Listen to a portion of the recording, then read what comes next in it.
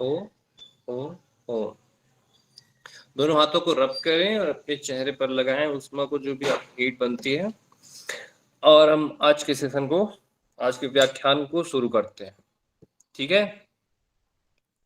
तो कुछ क्वेश्चंस मैंने आपसे पूछे। उज्जाई प्राणायाम के आप सभी को लाभ याद हैं? उज्जाई प्राणायाम में जो लाभ बताए हैं वो सभी को याद है? टाइप कीजिए जल्दी से, आपका रिवीजन भी करा देता हूं मैं साथ ही साथ। चलिए,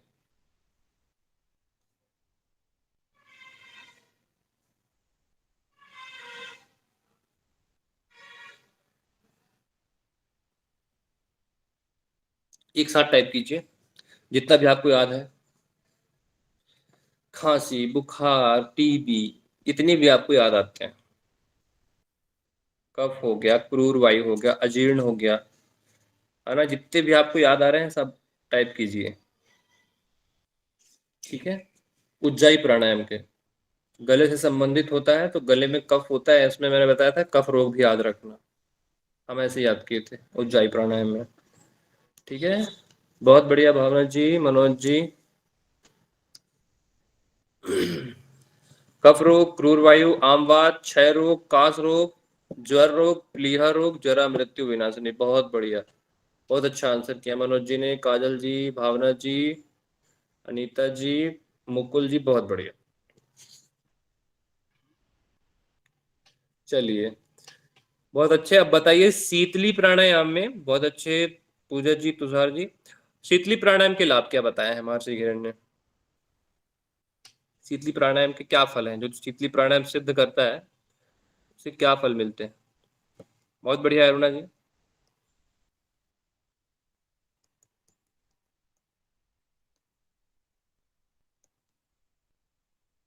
बहुत अच्छे मनोज जी, बहुत अच्छे। वैशाली जी।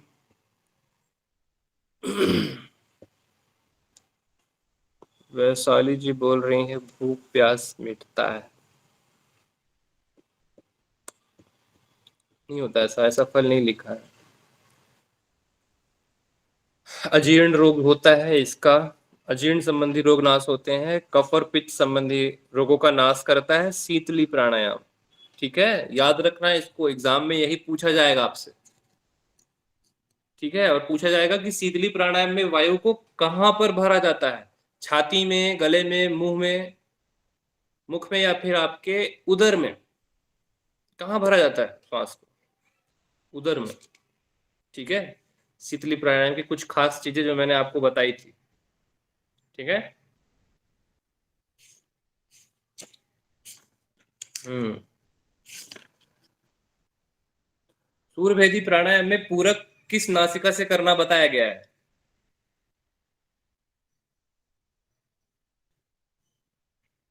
बहुत अच्छे तृप्ति जी, उषा जी, बहुत अच्छे, बहुत बढ़िया आंसर आ रहे हैं आप सभी के। ऐसे ही करते जाइए।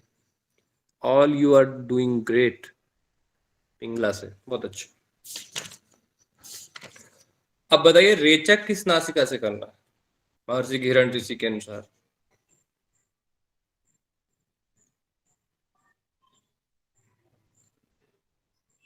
राइट से लिया, लेफ्ट से छोड़ा, राइट से लिया, लेफ्ट से छोड़ा, यही करना है सूर्यभेदी प्राणायाम में, ठीक है। बहुत अच्छा, अच्छा पढ़ के आए सभी, अच्छा लग रहा है देख के। चलिए, बताइए निगर बीज मंत्र में माँ बीज मंत्र किसका बताया है?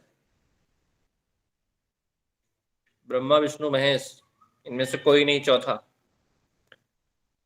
माँ बीज मंत्र किसका बताया है? उषा जी माइक ओपन कीजिए आप।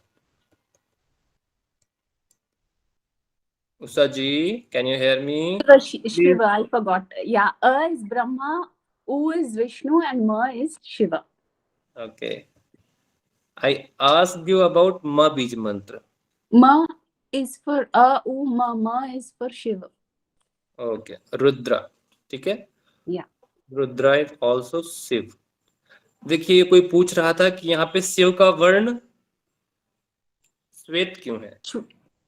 Huh. श्वेत क्यों है ना? तो जो यहाँ पे शिव जी है ना, वो भस्म लगाए हुए नहीं है।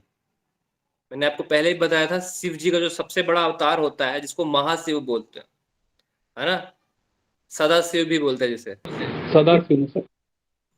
हाँ शिव, सदा शिव, है ना। तो इसमें क्या होता है कि शिव जी श्वेत वर्ण में होते हैं। उन्होंने भी अपने शरीर में भस्म नहीं लगाया हुआ है, बहुत सुंदर दिख रहे होते हैं। इसलिए ऐसे याद रखना कि महर्षि घेरन की जो ये माँ बीज मंत्र है, उसका वर्ण श्वेत क्यों है, तो इसमें शिव जी जो है वो भगवा लगा के नहीं, श्वेत रूप में ऐसे, ठीक है। तो विष्णु जी कृष्ण अवतार में है क्या सर? विष्णु जी तो काले ही होते हैं। काला मतलब बिल्कुल काला नहीं, सांवला वाला काला। कृष्ण जी को देखो ना, वो भी सांवले थे, है ना, उससे। और तमोगुणी तो यहाँ पे ही बताया गया है। चलिए, बहुत बढ़िया। सगर प्राणायाम और समनु प्राणायाम में रेशियो क्या बताया हुआ है? 20 80 40 12 48। ओके, सभी आंसर दीजिए। किसी का आंसर नहीं आया। सगर में और समनु प्राणायाम में रेशियो क्या बताया है? Bharti ji, open your mic. Sorry sir, वो मिस टाइप हो गया। ओके, तब ठीक है। गलती से मिस बटन मत हाँ। दबाना एग्जाम में। ऐसे ठीक है लिखा सर। आता है, बिल्कुल ऐसा ही दिखेगा। 16 64 32, 16 32 64, है ना। इसी में आपके -2 हो गए। मतलब एक क्वेश्चन आता है कितने नंबर का? 2 नंबर का। 2 नंबर गए आपके इतने छोटे से क्वेश्चन के लिए। बिल्कुल सिमिलर दिखेंगे, सब जुड़वा भाई होंगे वहां पे। असली वाले को पहचानना होता है, ऐसे समझ लीजिए, ठीक है।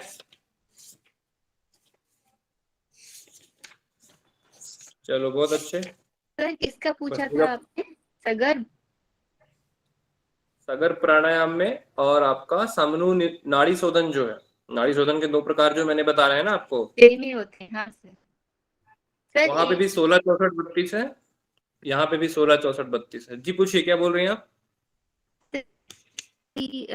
जितने भी प्राणायाम अभी आवाज, पढ़ेंगे, हर आज भ्रामरी पढ़ेंगे। नहीं नहीं सर, क्वेश्चन दूसरा है। तो हम इसको जी, कुंभक कहते हैं ना, सभी को, प्राणायाम को, है ना सर।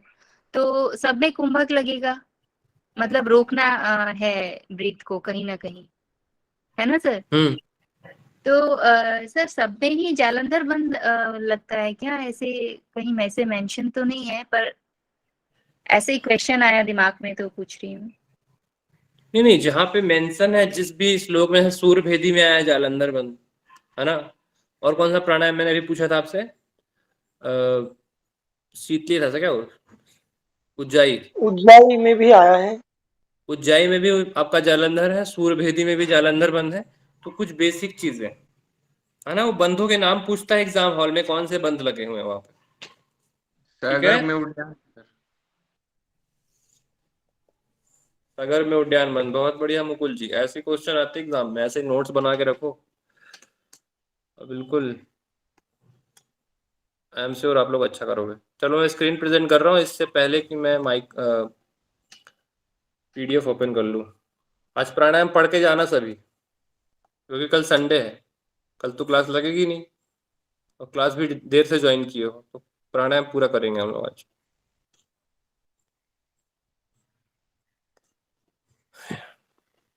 अभी ये घिरण संहिता काफी टाइम लेने वाला है क्या? मतलब 1-2 हफ्ते और? ना भाई, आज प्राणायाम समाप्त, बस सर। 1 दिन में ध्यान समाप्त, तो 2 ध्यान दिन छोटा में है मतलब सर? समाधि। हाँ, 3 ध्यान तो होते हैं, स्थूल, सूक्ष्म और ज्योति। अच्छा सर, सूत्र मतलब बड़े बड़े नहीं है ना ये तो? अच्छा, छोटे छोटे हैं, बड़े भी होंगे तो भी मैं खत्म कर दूंगा। हाँ सर, जल्दी खत्म करिए सर इसको। समझ में भी तो आना चाहिए ना विशाल जी। हाँ सर, नहीं तो हट प्रदीपिका करे बहुत जल्दी हो जाएगा तो सब साफ हो जाएगा। आज प्रदीप का जल्दी हो रहा है क्या? जल्दी हो गया था, अब थोड़ा आराम से हो रहा है सर। पहला वाला खत्म कर दिए एक झटके में ही। जैसे राहुल सर बोले तो सर थोड़ा स्पीड थोड़ी डाउन आई है। उनकी क्या है, क्लास चालू होने वाली है साइम नवीन जी की। चलिए हो गया।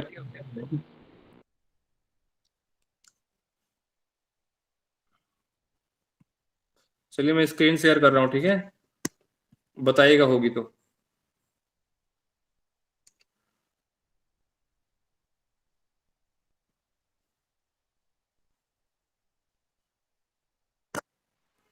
वैसे सर उनका भी अच्छे समझ में आता है, ऐसी बात नहीं है। अरे बच्चा पढ़ाएंगे ही भाई वो।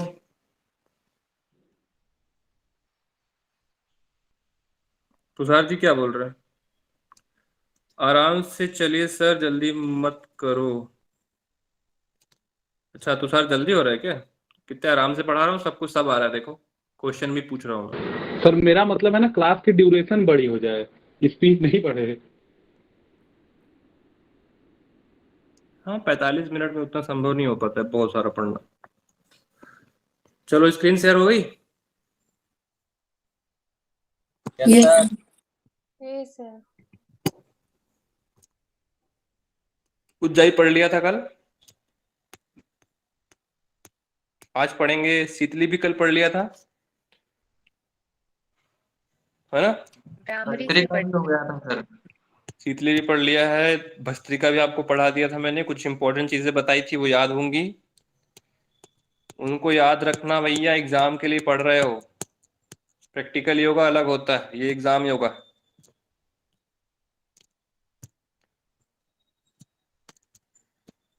चलिए भाई, भ्रामरी प्राणायाम।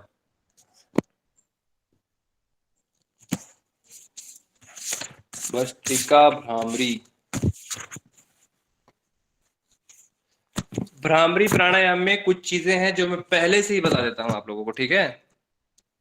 क्या क्या इंपॉर्टेंट है इसमें, देखो। इसके फल देखो, विष्णु के परम पद की प्राप्ति हो रही है, लिखा है ततः विष्णु परम पदम। ये इंपॉर्टेंट चीज है। विष्णु का परम पद की प्राप्ति किस प्राणायाम से होती है? भ्रामरी प्राणायाम से होती है, ठीक है। किस प्राणायाम से समाधि की सिद्धि होती है? भ्रामरी प्राणायाम से समाधि की सिद्धि होती है, ठीक है। अब इसमें जप से श्रेष्ठ ध्यान को बताया है 8 गुना, ठीक है। ध्यान से 8 गुना श्रेष्ठ तप को बताया है, तप से 8 गुना श्रेष्ठ गान को, गान मतलब यहाँ नाद को बोला है, ठीक है। ये इंपॉर्टेंट चीजें बता रहा हूं, इस पे आपको नाद सुनाई देंगे। किस कान से सुनना है? दक्षिण कर्ण से सुनना है नाद को, दक्षिण कर्ण, ठीक है। और कब करना है? आधी रात को करना है, ठीक है। अब समझते हैं कि क्या है भ्रामरी प्राणायाम। कुछ इंपॉर्टेंट चीजें मैंने आपको बता दी पहले से ही, ठीक है। अब देखते क्या है। अर्धरात्रे गते योगी जंतुनाम शब्द विवर्जिते कर्णौ पिधाय हस्ताभ्याम कुर्यात पूरक कुंभकम। अब इसमें कब बोला है करने को? आधी रात को। आधी रात को कब? आधी रात में जब जंतुओं के जो आवाज होते हैं ना वो सुनाई ना दे रहे हैं, मतलब जीव जंतुओं का सब जो होता है सुनाई देता है, वो सुनाई ना दे, ऐसे टाइम पे। वो कब होता है? अर्धरात्रि में, ठीक है। कितना अजीब सा लगता है ना, भ्रामरी प्राणायाम हमको आधे रात में उठ के करना है, मतलब जागते हुए करना है, ठीक है। ये मतलब एकांत में बोला है ना, ताकि आप अंदर की आवाज, आपकी सूक्ष्म आवाज, उस स्थूल आवाज, इन सारी आवाजों को सुन सको ध्यान से, इसलिए अर्धरात्रि कहा है। कॉन्सेप्ट ये है यहाँ का, ठीक है। इसीलिए हमें अर्धरात्रि बताया गया। अब देखिए क्या बोला है, कर्णौ पिधाय हस्ताभ्याम कुर्यात कुंभकम। इसमें बोला है कि कान को, हस्ताभ्याम मतलब दोनों, दोनों हाथों से बोला है कि कान को बंद कर लेना है, ठीक है। हाथ से क्या करना है? कान बंद कर लेना है। फिर क्या बोला है? शृणुयात दक्षिणे कर्णे नादम अंतर्गतम शुभम। फिर दाहिने कान से, किस कान? दाहिने कान से हमें क्या सुनना है? नाद सुनने को बोला है। एग्जाम में क्वेश्चन आएगा किस कर्ण से सुना जाता है नाद, दाएं कान से या बाएं कान से? तो याद रखना दाएं कान से याद किए नाद सुना जाता है। शुभम अर्थात यहाँ नाद को बोलते हैं शुभ, शुभ नाद को, शुभम बोला है यहाँ पे। अब जब आप नाद सुनेंगे तो सबसे पहले आपको सुनाई देगा झिल्लिका नादम। झिल्ली का मतलब होता है झिंगुर की ध्वनि सुनाई देगी आपको, ठीक है। सबसे पहले किसकी ध्वनि सुनाई देती है? झिंगुर की। बंसी, बंसी जानते हो ना, मुरली, मुरली बजैया, वही बंसी नाद। ततः परम मेघ, मेघ मतलब बादल। फिर झरझर, झरने की झरझर की आवाज। भ्रमर, फिर घंटे की आवाज। फिर कांस्य की आवाज। घंटा कांस्य मतलब होता है ये जो घंटे का नाद होता है ना, घंटे से जो आवाज आती है उसको बोलते हैं। वो घंटा काहे से बना होता है? कांस का बना होता है वो घंटा, जो मंदिरों में टंगा होता है उसको बोल रहे हैं यहाँ पे। घंटा कांस्य मतलब कांस का जो घंटा होता है वो सुनाई देगा। उसके पश्चात तुरही, तुरही भी एक वाद्य यंत्र है ना, एक इंस्ट्रूमेंट है जो आप लोग सर्च करोगे तो आपको गूगल में मिल जाएगा तुरही क्या होता है। भेरी क्या होता है ये भी आप सर्च करोगे तो मिल जाएगा। मृदंग आपको सुनाई देता है। दुंदुभी आपको सुनाई देती है। इसी प्रकार आपको और भी नाद जो लिखे हुए हैं, मृदंग आदि निनाद सुनाई देते हैं या निनाद सुनाई देते हैं, अर्थात इस तरह के नाद आपको सुनाई देते हैं। जो लिखे हैं वर्ड उनको याद रखना, तुरी, भेरी, मृदंग, दुंदुभी और भी निनाद सुनाई देते हैं। एवं नाना विधो नादो जायते नित्यम अभ्यसात। इस प्रकार नित्य अभ्यास करने वाले साधक को नित्य नाना प्रकार के नाद सुनाई देते हैं, ठीक है। ये सब नाद कैसे हैं? कोई स्थूल होगा, कोई सूक्ष्म होगा, ठीक है। अभी स्थूल नाद सुनाई दे रहे हैं जो आपके कानों तक पहुंचते हैं, ठीक है। इसको हम सुन सकते हैं, स्थूल साउंड मतलब जो होता है ना।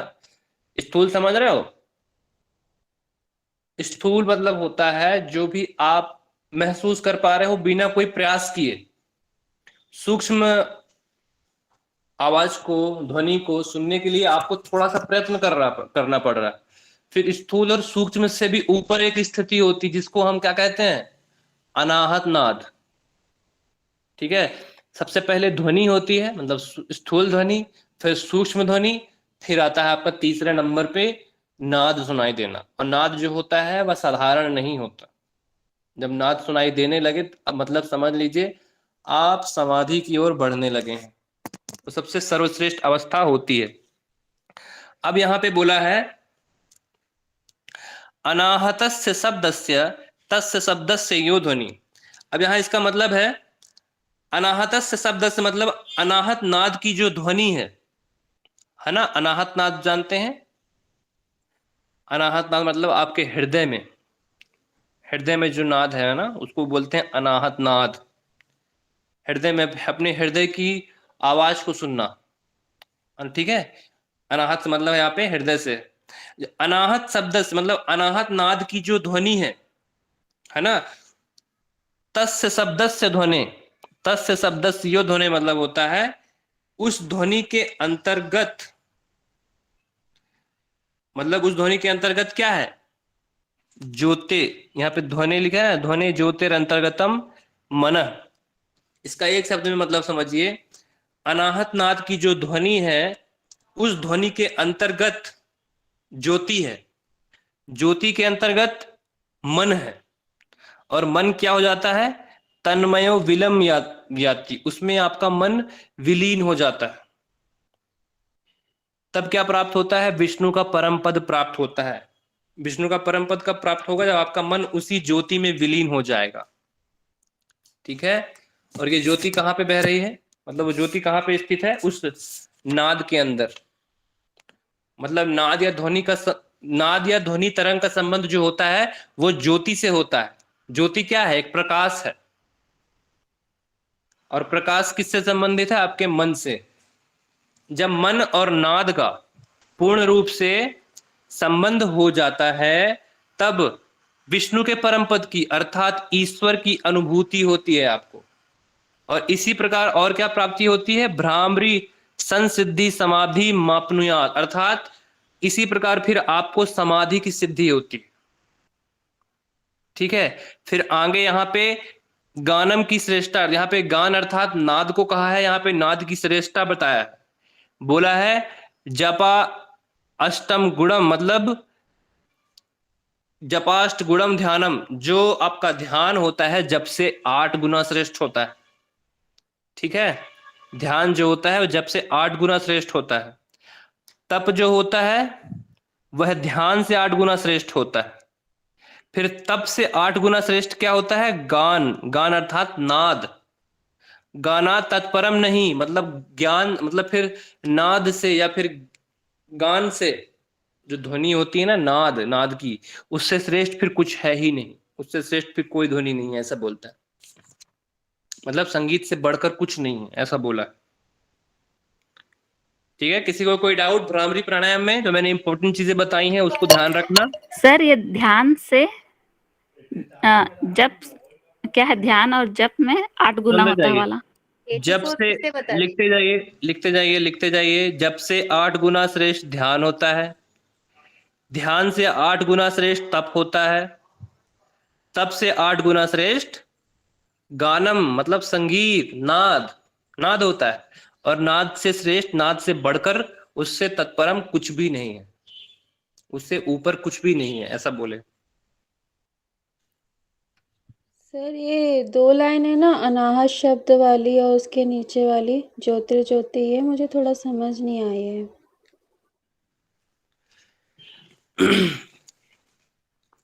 अनाहतस्य शब्दस्य ध्वनि। ठीक है, इसको यहां से लीजिए, यहां से लीजिए और इसे लीजिए। अनाहतस्य शब्दस्य ध्वनि अर्थात अनाहत नाद की जो ध्वनि है,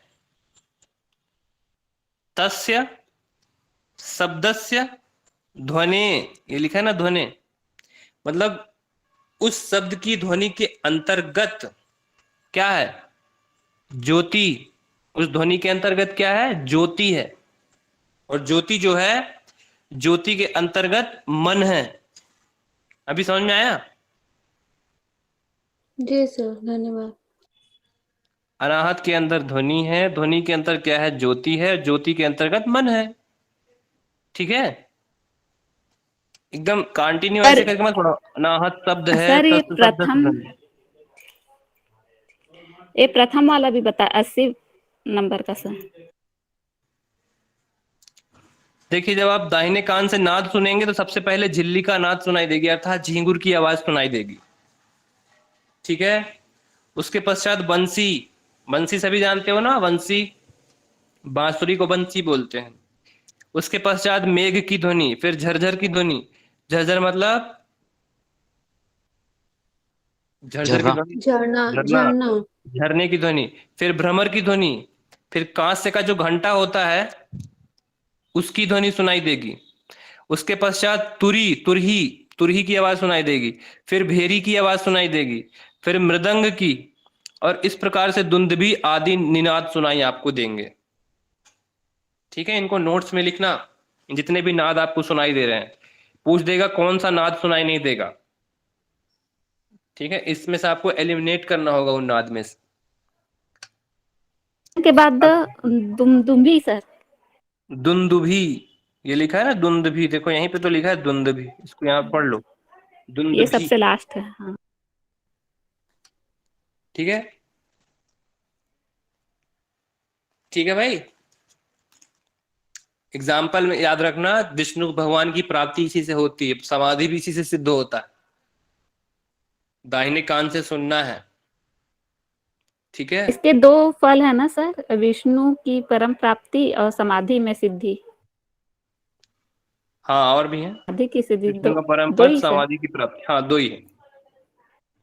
ठीक है, अभी किसी को कोई डाउट होगा तो रखना, लास्ट में बताएंगे। दोनों कानों को बंद करके हमने पूरक कुंभक किया था। उसके बाद दाहिने कान से विभिन्न प्रकार की नाद सुनाई दिए थे। सबसे पहले झिल्ली, फिर मेघ, फिर तुरही, भेरी, ऐसे करके विभिन्न प्रकार के नाद सुनाई देते हैं। अब हम आगे चलते हैं, भ्रामरी प्राणायाम हो गया, ये ऐसे करते हैं भ्रामरी प्राणायाम। ठीक है, ये है भ्रामरी प्राणायाम की विधि, पर ये दाहिने कान से नहीं सुन रहा है, आपको दाहिने कान से सुनना है। अब आते हैं मूर्छा प्राणायाम में, मूर्छा कुंभक।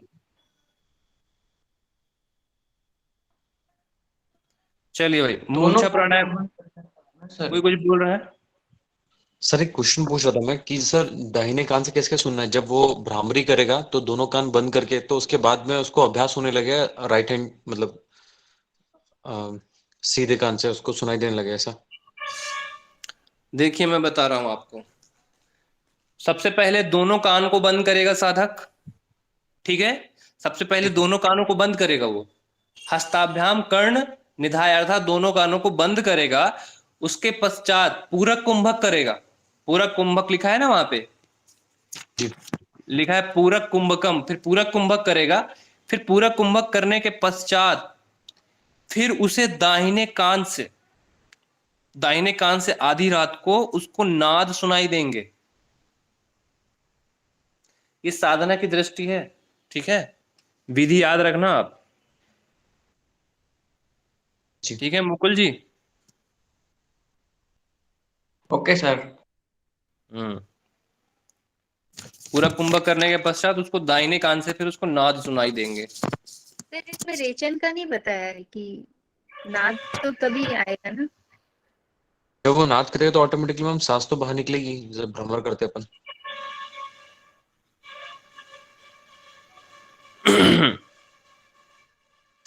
आप लोग जैसे भ्रमर की आवाज निकालते हो ना, वो यहाँ नहीं होता है। सुनना मैं मतलब बता रहा हूँ।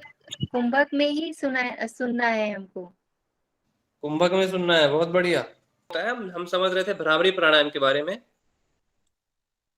इस पे सबसे पहले आपको दोनों कान बंद करने हैं, आधी रात को करने हैं। और कब करने हैं? जब आप ये जो सातों प्रकरण, ये आध्यात्मिक दृष्टि से, ये जो हम भ्रामरी प्राणायाम करते हैं ना, कैसे करते हैं हम लोग नॉर्मली?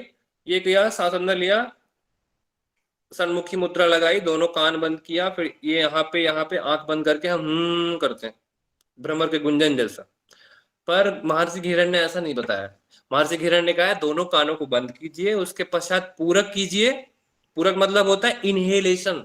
इनहेल किया आपने, उसके पश्चात होल्ड किया, कुंभक किया।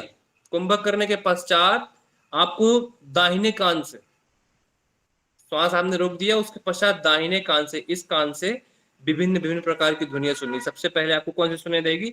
झिंगुर की ध्वनि, ठीक है। यहाँ पे आपको कुछ मुआ नहीं करना है, ठीक है। ये है महर्षि घिरण जी की भ्रामरी प्राणायाम की विधि, आध्यात्मिक विधि। दो विधियां होती हैं, ऐसे याद रखना हमेशा। एक होती है आध्यात्मिक विधि और एक होती है प्रैक्टिकल विधि, ठीक है। तब कंफ्यूजन नहीं होगा। क्लियर है अभी? Yes sir.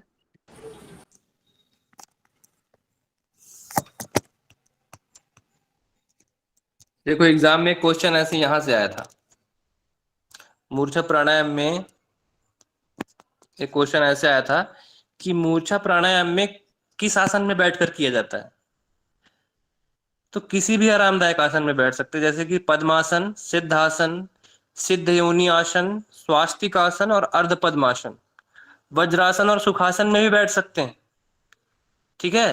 मतलब आपको मैं ऐसे ही बता रहा हूं, ये तो उसमें व्याख्या में पढ़ोगे, बट मैं ऐसे ही बता दे रहा हूं आपको। कुछ चीजें जो दिखती हैं इंपॉर्टेंट, मैं उसको ऐसे ही बता देता हूं आपको। यहाँ पे किसी आसन का वर्णन नहीं मिलेगा, ठीक है। किसी भी आसन का वर्णन यहाँ नहीं किया गया है, पर मैं आपको ऐसे ही बता दिया कि मूर्छा प्राणायाम किसी भी आसन में बैठने को कर सकता है। मान लो क्वेश्चन आ गया, मूर्छा प्राणायाम किस आसन में बैठकर किया जाता है? सिद्धासन, पद्मासन, सिद्ध योनि आसन या फिर उपर्युक्त सभी। फिर अपना अपना तुक्का लगाएंगे, सब बोलेंगे कोई सिद्ध योनि लगा दो, कोई पद्मासन लगा दो। सबके मन में जो जो आएगा सब लगा दोगे। इसलिए याद रखना कि मूर्छा प्राणायाम किसी भी आसन में बैठकर कर सकते हैं। ये मुंगेर बिहार की किताब में ऐसा वर्णित है। सर ध्यानात्मक आसन होगा। हाँ, ध्यानात्मक आसन होना चाहिए। अब समझते हैं हम मूर्छा प्राणायाम। सुखेन कुंभकम कृत्वा मनस भ्रुवोरनंतरम, ठीक है। संत्यज्य, संत्यज्य मतलब होता है सब त्याग कर। संत्यज्य विषयान सर्वान मनो मूर्छा सुख प्रदा। मतलब इसमें बोला है सर्वान विषया संतज्य, अर्थात होता है सभी विषयों का त्याग करना है सबसे पहले, ठीक है। जितने भी आपके विषय दौड़ रहे हैं ना, आपका मन यहाँ वहां लीन नहीं, मतलब परमात्मा भी लीन नहीं है, यहाँ वहां भटक रहा है आपका मन। तो सभी विषयों को त्यागना है, अपने मन को चंचल नहीं रखना है, उसको नॉर्मल करना है, उससे एकाग्र करना है। उसके पश्चात बोला है सभी विषयों का त्याग करके सुखेन कुंभकम कृत्वा, सुख पूर्वक कुंभक करना है। ठीक है, क्या करना है? कुंभक करना है। और मनश्च भ्रुवोन अनंतरम, फिर उसके पश्चात बोला है, फिर मनश्च भ्रुवोर अनंतरम, फिर आत्मानी मनसो योगादानंदो जायते ध्रुवम, फिर आपके मनश्च भ्रुवोर अनंतरम अर्थात आपके दोनों भाव के मध्य में अपने मन को लगाना है। ठीक में, जहां पे आपकी आज्ञा चक्र होती है, आपके दोनों भाव के मध्य में, वहां पे अपने मन को लगाना है। ठीक है, भ्रुवोर अनंतरम। मूर्छा प्राणायाम में कहां पे मन लगाया जाता है? भ्रू मध्य, या फिर कोई कहीं भी कोई ऑप्शन दे दे आपको, तो ये याद रखना कि मूर्छा प्राणायाम में हम अपने मन को भाव के मध्य में लगाते हैं। ठीक है, फिर जब हम अपने मन को भाव के मध्य में लगाते हैं तो क्या होता है? मन और आत्मा का, मनसो और आत्मानी अर्थात मन और आत्मा का क्या होता है? योगात, योग होता है, आत्मा और मन एक हो जाती है। ठीक है, आत्मा और मन के एक होने से क्या होता है? ध्रुवम जायते आनंदो, ध्रुवम अर्थात निश्चय ही आनंद की प्राप्ति होती है, आनंद होता है साधक को। ठीक है, किसी को कोई डाउट है 3 लाइन के श्लोक में? सर करने की टेक्निक नहीं दिया है क्या? क्या चीज? करने की टेक्निक। करने की टेक्निक दी है ना, ये देखिए, ये देखिए साधक बैठा है, दोनों भावों के मध्य में देख रहा है, ये उनका भाव है, दोनों भाव के मध्य में यहाँ पे देख रहे हैं, देखिए दृष्टि उनकी। ठीक है, ये है इसकी दृष्टि, मनोमूर्छा प्राणायाम की दृष्टि ऐसे होती है। इसको देख लीजिए, मनोमूर्छा आगे काम आने वाली है आपके, एक समाधि की सिद्धि में मनोमूर्छा लगती है। ठीक है, किसी को और कोई डाउट होगा तो आप लोग लास्ट में पूछ लेना। ठीक है, अभी हम लोग जानते हैं केवली प्राणायाम, इससे इंपॉर्टेंट चीजें हैं वो यही है, आनंद की प्राप्ति होती है, इसका फल आत्मा और मन का मिलन योग किस प्राणायाम में होता है? मूर्छा प्राणायाम में होता है। सुखेन कुंभकम कृत्वा मनश्च भ्रुवोर अनंतरम किस प्राणायाम से लिया गया है? मूर्छा प्राणायाम से लिया गया है। तो ये कुछ चीजें जो मैंने आपको बता दी, ये एग्जाम के पर्पज से इंपॉर्टेंट है, क्वेश्चन ऐसे ही बनाएगा यूजीसी वाला यहां से। ठीक है, हर जगह से अपने अपने हिसाब से क्वेश्चन आते हैं।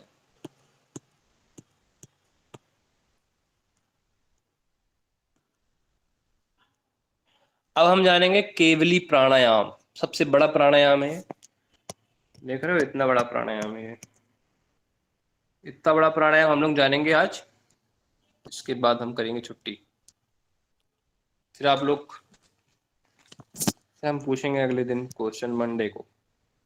चलिए भाई, केवली प्राणायाम में आ जाते हैं। कुछ इंपॉर्टेंट चीजें मैं पहले से बता देता हूं आपको, ताकि इजी रहे जानने में। एक जो मनुष्य होता है, लगातार जो श्वास ले रहा है वो 21,600 बार ले रहा है।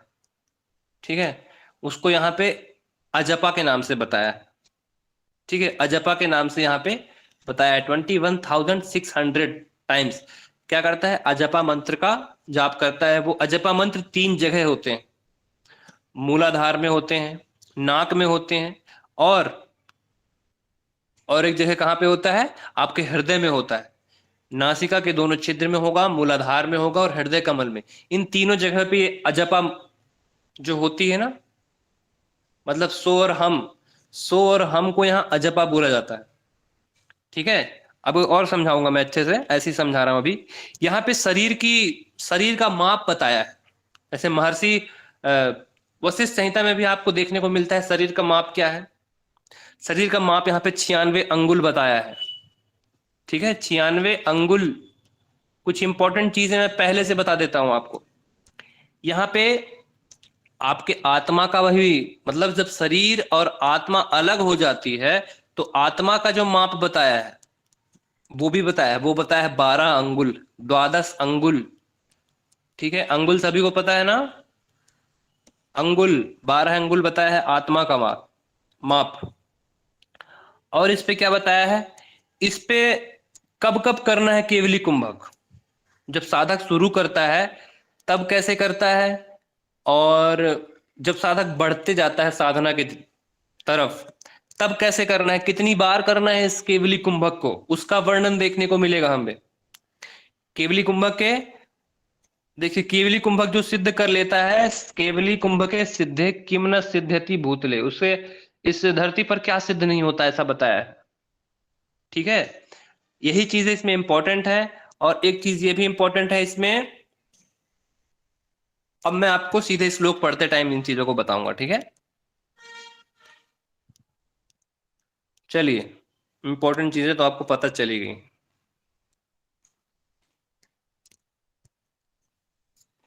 अब केवली कुंभक करते कैसे, हकारेण बहिर्यति सकारेण विशेषतः पुनः।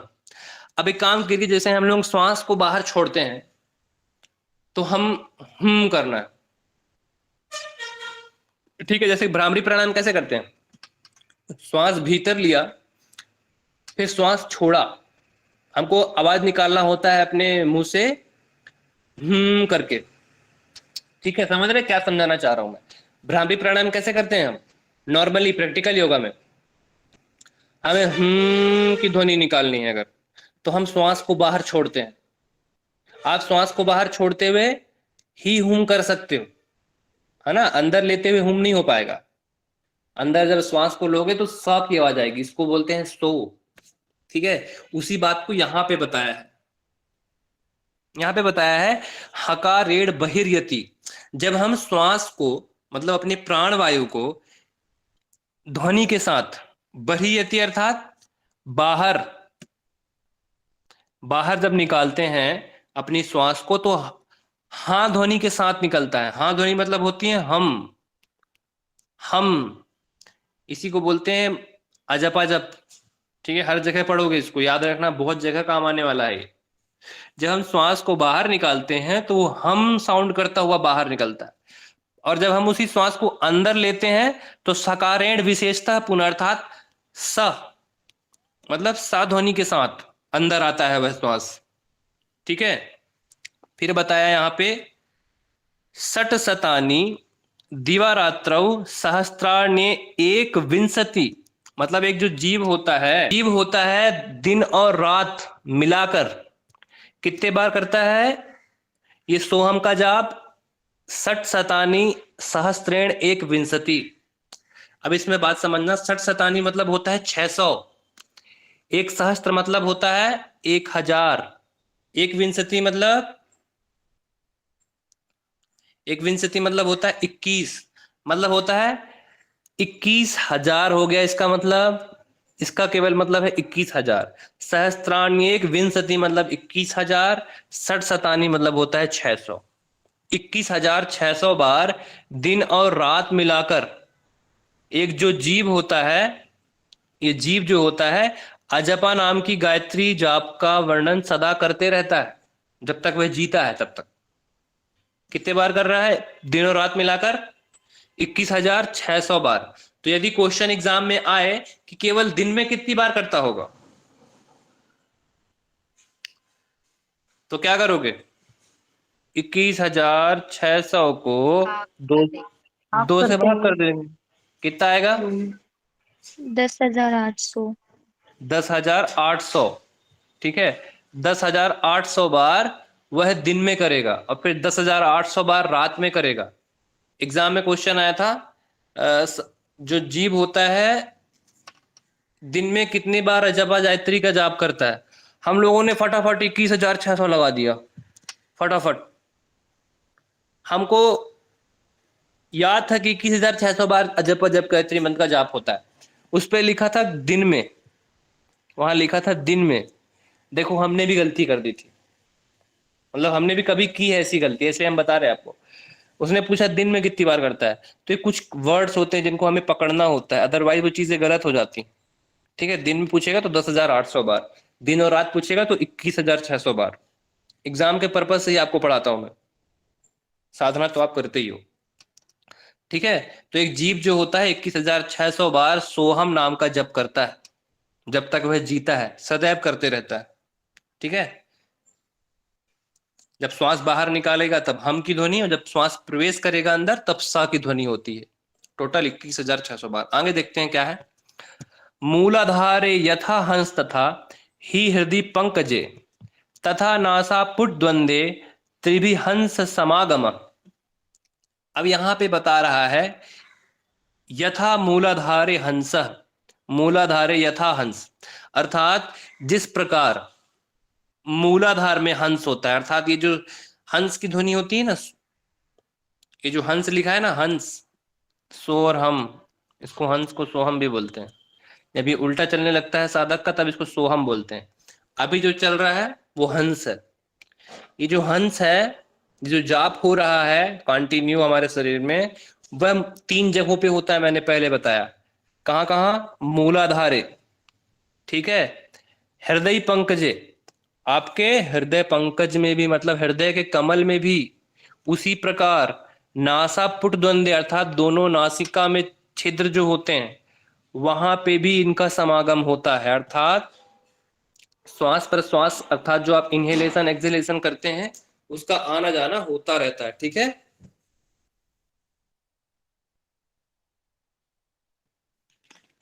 क्लियर है चीजें? 87 नंबर का श्लोक। सर वापस कर दीजिए वो रिपीट। एक बार रिपीट कर दूं? हाँ जी सर। एक जो मनुष्य होता है, साधारण जीव की बात कर रहे हैं, एक जीव जो होता है दिवारात्र, अर्थात दिन और रात, हकार और सकार करके, मतलब जब श्वास छोड़ता है तो हम का मंत्र करता है, श्वास अंदर लेता है तो सा का मंत्र करता है। इस तरह हा और सा मंत्र करते हुए टोटल 21,600 बार इस हंस मंत्र का जाप करता है, सर्वदा अर्थात सदैव करता है इस अजपा नाम का गायत्री का जाप। अब इसमें बताया जो हंस मंत्र होता है वो 3 जगह होता है मनुष्य के शरीर में। कहाँ कहाँ होता है? मूलाधारे, मूलाधार में हंस का जाप होता है आपका, वहां पे भी आपकी श्वास आती और जाती है, वहां पे भी श्वास का आवागमन होता है। हृदय पंकजे, अर्थात आपके हृदय पंकज, हृदय के कमल में भी श्वास का आवागमन होता रहता है। साथ ही साथ तीसरी चीज जो है नासा पुट द्वंद्व, आपके दोनों नासिका में भी इस हंस का, मतलब इस हंस का आवागमन, श्वास का आवागमन होता रहता है। वह ये जो मंत्र है हंस मंत्र, यह जप निरंतर चलता रहता है। क्लियर? जी सर। चलिए फिर अगला देखते हैं। अब जो मैंने आपको बताया था पहले उसको ही यहां पे बता दिए। क्षणवत्य अंगुलिमानम शरीरम कर्म रूपकम, कर्म रूपकम शरीरम अर्थात होता है ये जो कर्मों का आधार है हमारा शरीर, शरीर से कर्म उत्पन्न होते हैं, कर्मों से शरीर उत्पन्न होता है। पढ़ा है ना महर्षि किरण में सबसे पहले? अरे कहो कोई, हाँ पढ़ा। हाँ, ऐसा मत बोलना नहीं सर नहीं पढ़ा, वरना तो हो गया फिर कहानी, फिर रामायण खत्म, राम सीता कौन थे। चलो फिर, कर्मों का आधार शरीर को बताया है। ठीक है, अब इस शरीर का माप आपको बताया, इस देह का माप, शरीर को देह भी बोलते हैं। इस देह की लंबाई षणवत्य अंगुलिमानम, अर्थात 96 अंगुली है। षणवती अंगुलिमानम अर्थात होता है 96 अंगुली।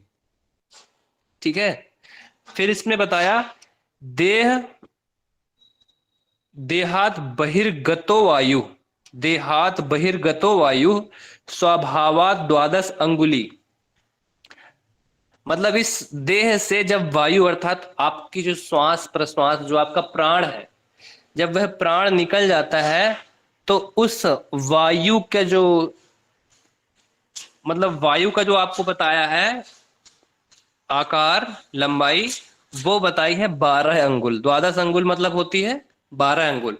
एग्जाम के पर्पज से इंपॉर्टेंट है, इसको लिख लेना। शरीर की लंबाई 96 अंगुल, आत्मा की लंबाई या फिर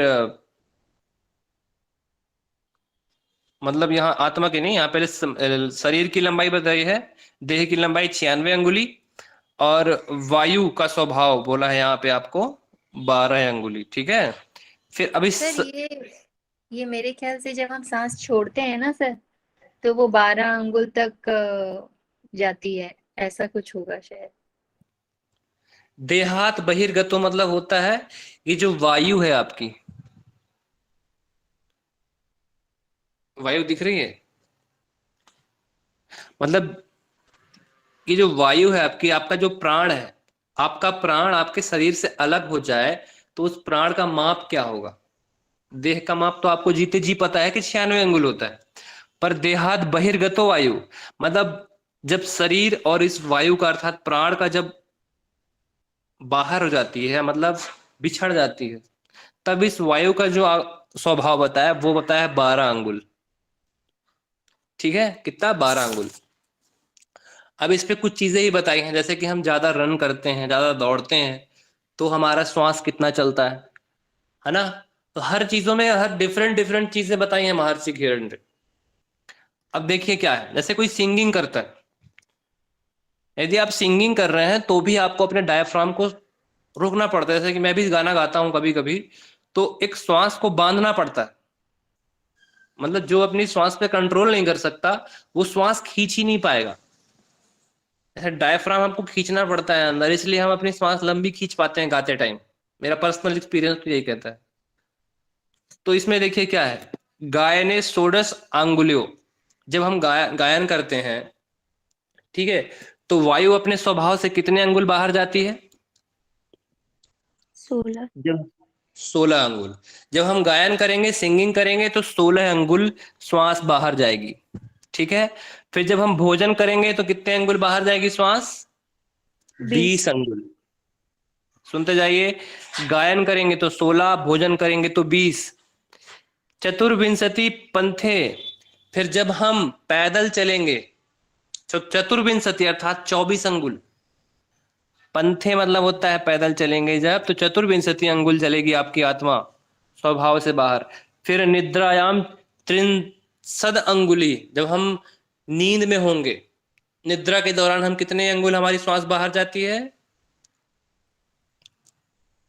30 अंगुल।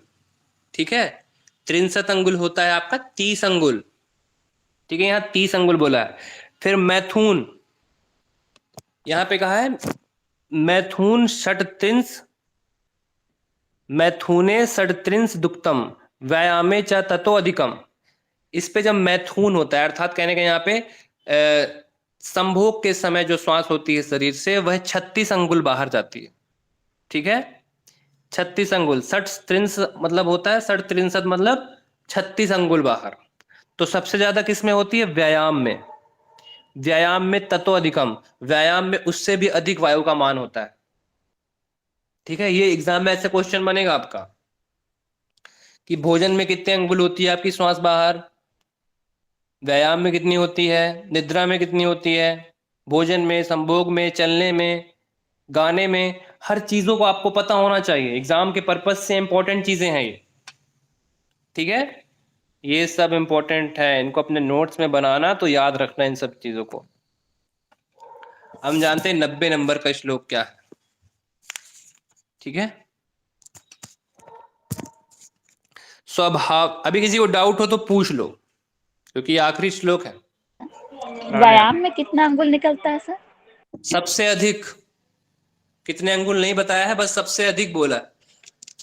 जब मैथुन में 63 है अर्थात 36 अंगुल है, तो इसमें बोला है कि व्यायाम में सबसे अधिक होगा, मतलब 36 अंगुल से भी ऊपर। घटते क्रम में पूछ दे या फिर बढ़ते क्रम में भी पूछ दे तो आपको उस हिसाब से भी याद रखना है इसको। सबसे कम किसमें, सबसे ज्यादा किसमें है वायु का मान। ठीक है, बोलो ठीक है, फिर आगे बढ़ते हैं। यस सर, ठीक है।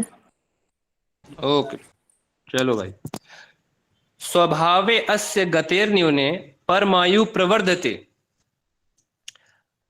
आयु सर गायन में अधिके प्रोतो मारुते चांतरागते। हेलो, कोई कुछ बोल रहा है क्या? कोई कुछ बोल रहा है क्या? नो सर, नो सर, गायन का पूछा था।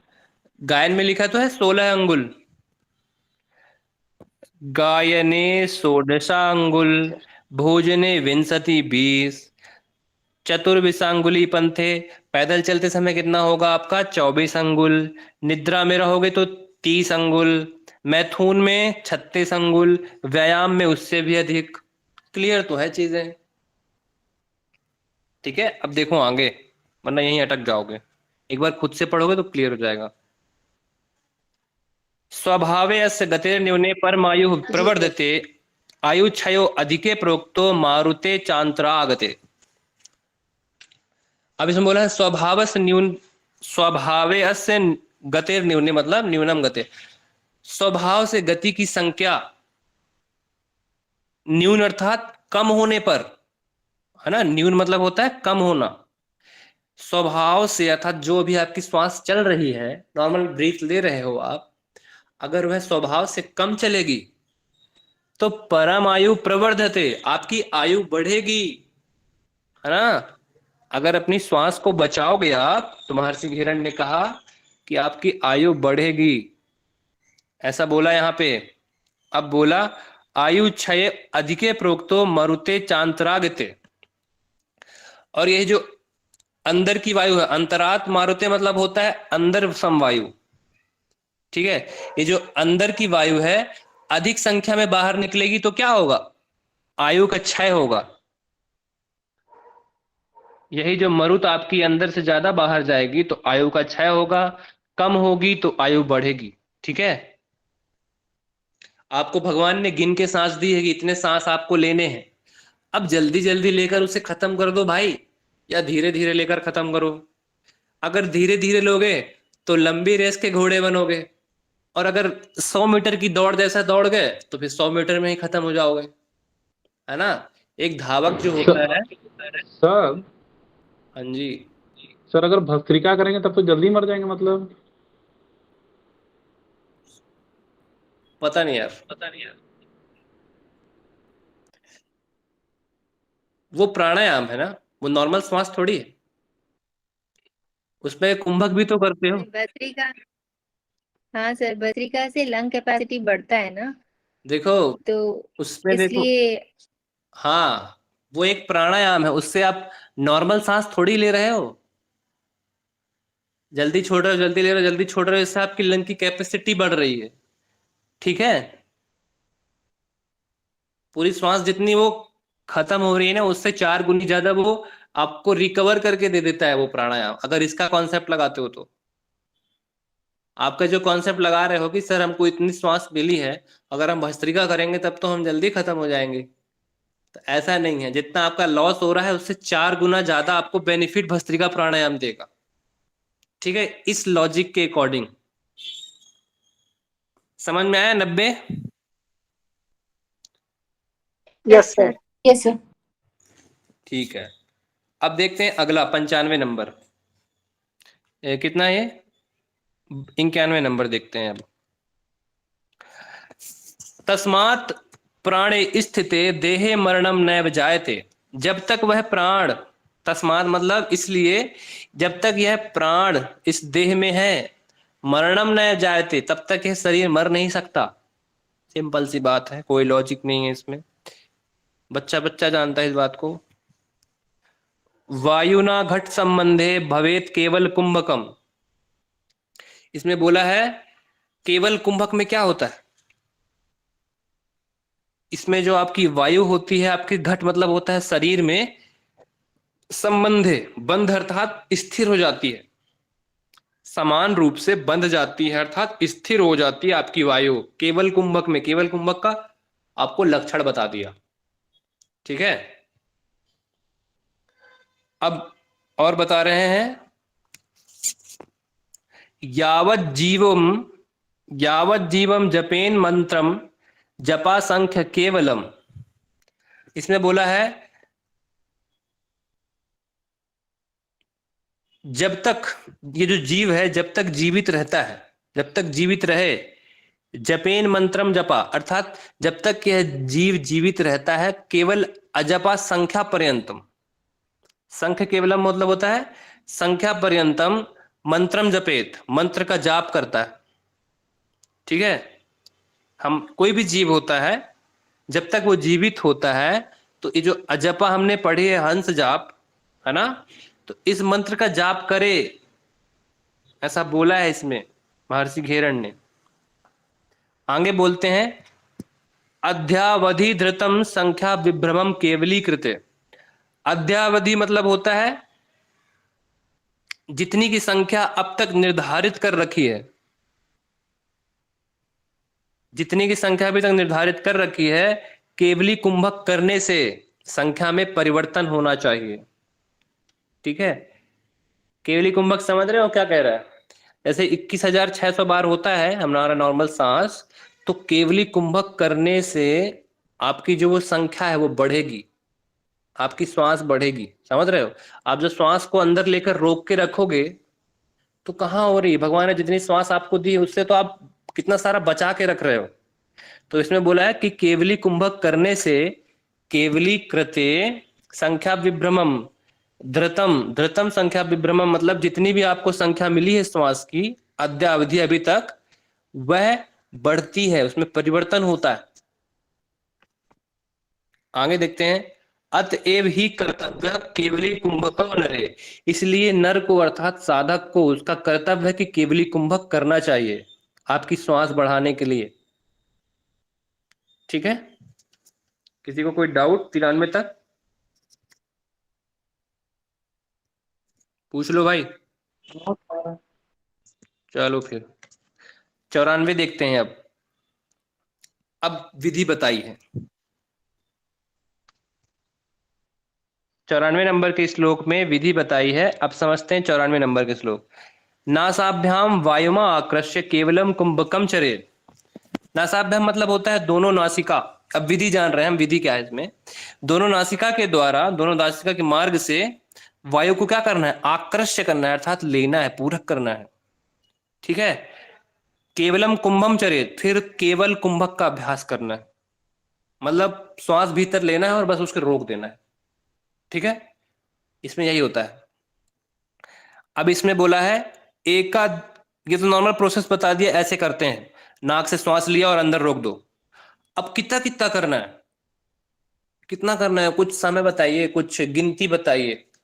अब उसके बारे में बताते हैं। एकाधिक चतुष्षष्टि धारयेत प्रथम दिने, पहले दिन एकाधिक चतुष्षष्टि मतलब पहले दिन जब करेगा साधक तो 1 से 64 बार तक श्वास का कुंभक करेगा। ठीक है, 1 से 64 बार, एकाधिक चतुष्षष्टि मतलब होता है 1 से 64 बार।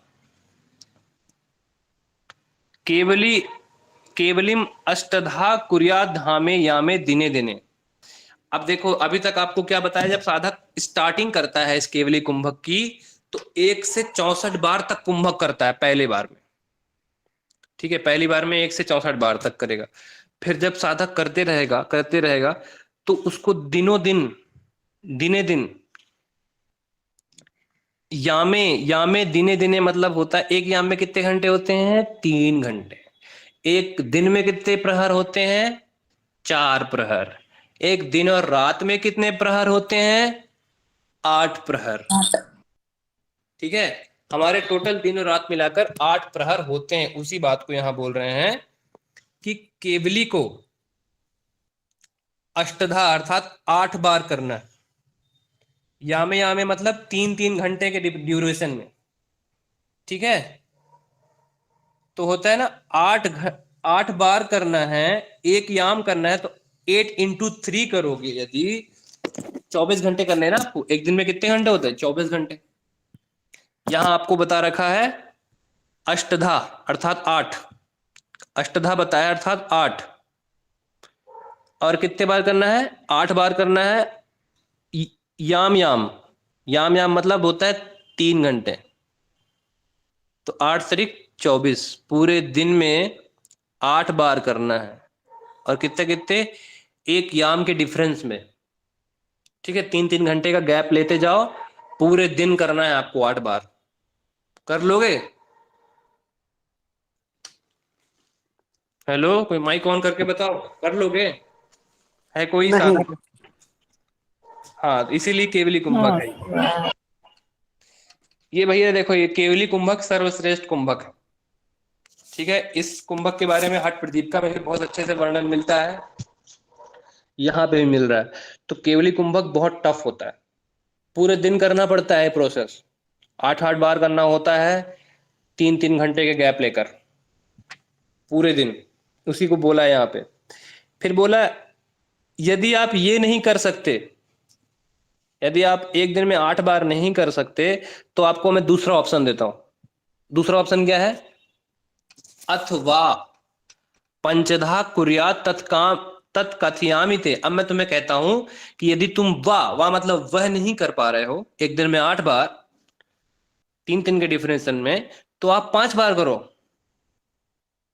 5 बार करना है। कब करना है 5 बार? वो बता रहे हैं आपको आगे, सुनो। प्रातः मध्य सायं नाने मध्य राते चतुर्थ के। 5 बार का प्रातः मतलब सुबह, मध्याह्न मतलब दोपहर, सायं मतलब शाम को, मध्य रात्रि आधी रात को, फिर चतुर्दिके मतलब होता है चतुर्थ के अर्थात उस रात्रि का चौथा पहर जो होगा वह 5वीं बार होगा। रात्रि का 5वां पहर 5वीं बार। इस प्रकार हमको 5 बार करने को दूसरी बार बोला गया। यदि आप ये नहीं कर सकते हो बाबू तो ये करो। ठीक है, अब एक बार और ऑप्शन देते हैं। यदि 5 बार भी नहीं कर सकते, यदि 5 बार भी नहीं कर सकते, त्रिसंध्याम अथवा कुर्यात समाने दिने दिने। यदि वह 5 बार भी नहीं कर सकते तो 3 बार करो। कितनी बार? 3 बार। 3 बार मतलब होता है प्रातः, मध्य दिन और सायंकाल, मतलब सुबह, दोपहर या शाम को 3 बार करो। आपको ऑप्शन दे रहे हैं कि यदि आप 5 बार दिन में नहीं कर पा रहे हो तो आप 3 बार कर सकते हो। क्लियर है चीजें? खत्म होने वाला, ठीक है, डोंट वरी, बहुत सरल है।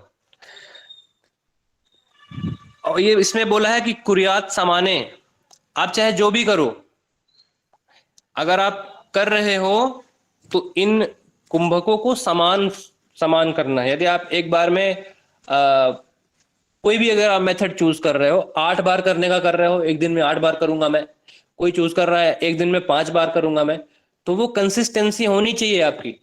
अगर सुबह शाम दोपहर कर रहे हो तो वो कंसिस्टेंसी होनी चाहिए। उसी को बोला है कि कुर्यात समाने दिने दिने, दिनों दिन करो पर समान रूप से करना है आपको। अब इसमें एक चीज और बताया है, पंचवारम दिने वृद्धिवारकम च दिने तथा। इसमें बढ़ाने के लिए बोला है, मतलब प्रत्येक 5वें दिन में आपको एक बार वृद्धि करना है। ठीक है, प्रत्येक 5वें दिन क्या करने को बोला है? एक दिन में एक बार वृद्धि करना है आपको। फिर अजपा परिणामम चायावत सिद्धि प्रजायते, और ये अजपा जब तक सिद्ध ना हो जाए तब तक आपको 5वें दिन तक एक बार इसकी वृद्धि करनी।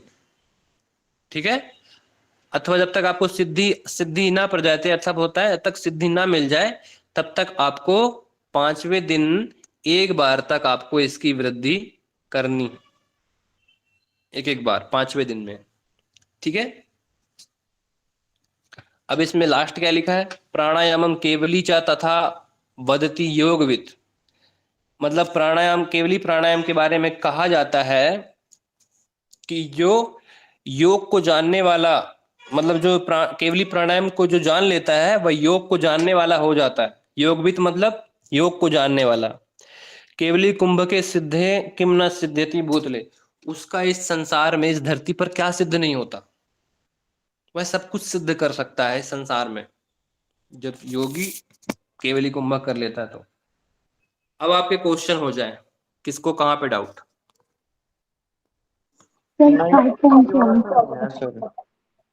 हाँ जी, ये तो 93 में सर केवल 4 जाप संख्या, मतलब ये है सर इसमें कि दो गुना कैसे होगा सर, वो अजपा मंत्र जो है? अरे यार ये लाइन तो मैंने पढ़ाई नहीं क्या? पढ़ाई तो ये थी सर। आपने छोड़ दिया। नहीं पढ़ाई भाई, नहीं ये छोड़ बताया दी ही मैंने। नहीं। ये मैंने पढ़ाई नहीं, वही तो मैं सोच रहा हूँ कुछ छूट रहा है, तुम लोग बताते भी नहीं हो यार। कौन सी लाइन है? 93। वो केवल जब कहाँ किया है यहाँ 93 में सर। सर जी? जपा मतलब होता है अजपा मंत्र जो कर रहे हो ना आप, हंस मंत्र को ही अजपा मंत्र बोलते हैं मैम। मैंने वह वो जो कहाँ मंत्र किया हुआ है यहाँ? जी, यहाँ किया कहाँ है यहाँ? बस एक 64 बार कुंभक करने को बोला है ना? उसी कुंभक में अपनी जो अजपा मंत्र की गायत्री है जो आप ले रहे हो 21,600 बार, पहले आपको ओके। वो बता दिया आपको कि जो आप ले रहे हो हाँ। तो इतनी बार ले रहे हो, वह जब बढ़ते जाएगी, जब आपकी अजपा संख्या के साथ साथ आप कुंभक करते जाओगे तो इसकी संख्या भी बढ़ती जाएगी।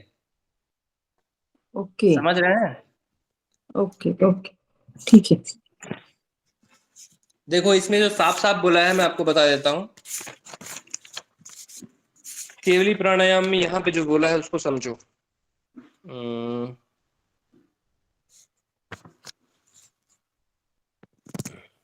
93 नंबर है ना? Yes sir. जी। इस पे देखो क्या बोला है। केवली में अजपा मंत्र का जाप आपको पता ही है। अजपा जप होता क्या है पता है ना? हंस और मंत्र, हन और सा का मंत्र जो होता है वही अजपा मंत्र होता है। उससे बोला है जब आप इस अजपा मंत्र को नॉर्मल 21,600 बार होता है यदि, है ना, 21,600 बार होता है, यदि आप इसको 2 गुना जप करोगे, द्विगुणा लिखा है ना, द्विगुणा, अगर 21,600 बार को 2 गुना जप करोगे तब आपको इसकी जो सिद्धि प्राप्त होगी वह केवली और मनोन्मनी के बराबर होगी। समझ में आया? मतलब अपनी श्वास को इस तरह बना देना कि 21,600 बार आप ले रहे हो वह जस्ट 2 गुनी हो जाए। समझ रहे हो बाबू क्या बोल रहा हूं? नॉर्मल 21,600 यस बार सर। आप लेते हो, इतना विस्तार कर देना उस हंस मंत्र का कि डबल हो जाए, वो 21,600 का जस्ट डबल इंटू 2 हो जाए, द्विगुणा हो जाए, साफ साफ लिखा है। तब आपको उस स्थिति में केवली और मनोन्मनी की स्थिति प्राप्त होगी, अर्थात समाधि की प्राप्ति होगी। अभी कोई श्वास तो डाउट? नहीं बढ़ाना सर, यहाँ पे श्वास लेने की संख्या तो नहीं बढ़ानी ना, मंत्र जब बढ़ाना ना केवल। हाँ, यानी कि एक मंत्र जप में 2 बार, यानी कि एक श्वास में 2 बार मंत्र जप करना है। जब आप सांस की संख्या बढ़ाओगे ना तभी जाकर होगा, वो होगा आपके केवली प्राणायाम से। ये अध्यात्म की दृष्टि से बाबू है, अभी समझ किसी में का नहीं आया सर। मतलब नहीं समझ में आया? नहीं आया सर। देखो भाई, अभी आपको आइडिया नहीं है पर आपका अजपा मंत्र अभी भी चल रहा है मुकुल जी, समझना बात को। चल रहा है सर, वो तो जो हर एक श्वास के साथ चल रहा है। हर एक श्वास के साथ चल रहा है। अपनी श्वास को इतना विस्तारित कर देना इस केवली प्राणायाम से, है ना, मतलब इस अजपा संख्या की मात्रा जब द्विगुणी हो जाएगी, 21,600 बार जो हम नॉर्मल करते हैं, जब वो 2 गुनी हो जाए तो समझ लो कि आपका केवली प्राणायाम या फिर समाधि सिद्ध हो गया। मतलब अजपा की संख्या को अगर 2 गुना कर दिया जाए तो ये केवली और मनोन्मनी के बराबर होता है। ऊपर वाले श्लोक में तो ये था ना सर कि जो केवली करके अर्थात जो जप है वो पूर्ण करने की गति अगर घट जाती है इंसान की तो उसकी आयु बढ़ जाती है। सर सांसें तो कम होनी चाहिए ना, मतलब जैसे बहुत स्लो लेनी चाहिए, बहुत धीरे, इसलिए तो कुंभक करते हैं हम। मुकुल जी समझ नहीं पा रहे हो क्या? नहीं सर, क्लिक नहीं हो रहा। कितना सरल सा लॉजिक है यार, देखो ना, 21,600 बार नॉर्मल आप लेते हो, ठीक है, इतना धीरे धीरे श्वास लेना मुकुल जी कि 21,600 से ज्यादा बार आप ले सको। फिर सर वो मंत्र जप कैसे बढ़ेगा यहाँ पे? तो वो तब होगा ना भाई जब आप केवली कुंभक करोगे 1 से 64 तक। अपना जब पहले आपको क्या करना है, यहाँ पे बोला है ये करने से पहले इसकी विधि आपको दे रखी है 1 से 64 तक, दिख रहा है? अरे यार ये पेन भी ना, मैं को दिखा रहा हूं आपको, देखो मुकुल, देखो यहाँ पे विधि लिखी है। ये तब सिद्ध होगा जब 1 से लेके 64 तक सबसे पहले आपको करना है अपने श्वास को। फिर इसी केवली को 3-3 घंटे के अंतराल में 8 बार करना है आपको, या फिर 5वीं बार आपको क्या करना है, 5 बार, मतलब सुबह शाम दोपहर और रात्रि का चौथा पहर। जब इतना करने लगोगे ना तब जाकर ही ये अजपा संख्या की 2 गुना होगी। ऐसे ही नहीं हो जाएगी कि यार इंटू 2 कर देता हूं, वो अभ्यास से होगा। ओके सर, समझ रहे हो? अब ऐसा समझ हाँ आ गया सर समझ।